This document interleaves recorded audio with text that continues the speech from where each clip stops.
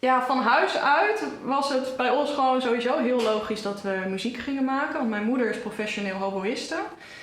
En eigenlijk al heel snel, toen ik op 6-jarige leeftijd was begonnen met viool spelen, wist ik eigenlijk al dat ik violiste wilde worden.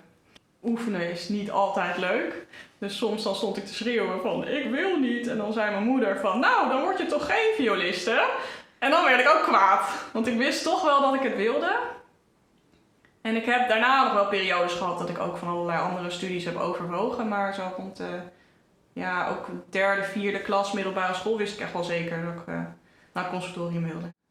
Ja, dat was eigenlijk de periode dat ik Ellen ook leerde kennen. Weet je, die periode. Ja, en daardoor werd het voor mij ook een serieuzere optie. Ja. Want ik wist dat wel van het conservatorium, maar voor mij was dat toch... Ik was daar niet in opgegroeid, ik had nooit van mijn leven een concours gespeeld of zo. Dus doordat Quirin daar zo mee bezig was...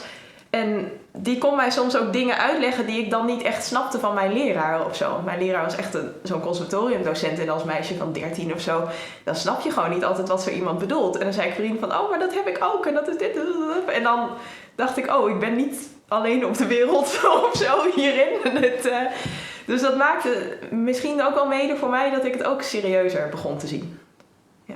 Nou, ik kan me heel goed herinneren dat jij mij een keer opbelde. Ja. Had jij een verhaal? Wij hadden op de middelbare school, speelden we heel graag tango's. En wij hadden daar nog één droom als het ware. En dat was de Grand Tango van Astor Piazzolla. En ik had daar een versie voor dat voor een accordeonsysteem geschreven was dat nu bijna niet meer wordt gebruikt. En dat maakte dat ik het niet kon spelen op mijn accordeon. En het was sowieso hondsmoeilijk.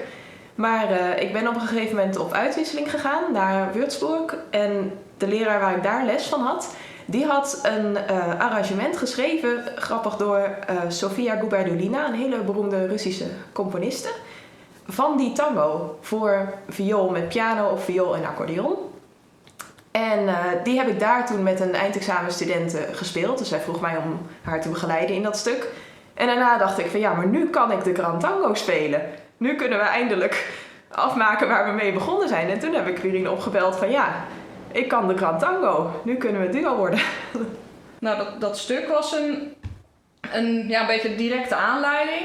En vervolgens zijn wij het repertoire een beetje gaan uitbreiden. Toen zijn we in die tango en Spaanse muziek gaan zoeken en probeerden we eigenlijk een thematisch programma te maken. Maar daarnaast heb ik een grote voorliefde voor barokmuziek. Dus we dachten, dat zou toch ook wel heel gaaf zijn als we dat doen. Want bijvoorbeeld oude sonates van bijvoorbeeld Bieber, die worden normaal met een kistorgel bijvoorbeeld gespeeld. Ik dacht, dat kan ook best misschien op een accordeon. Dus we dachten, gaan we dat ook proberen. Dus toen hadden we 2 thematische programma's.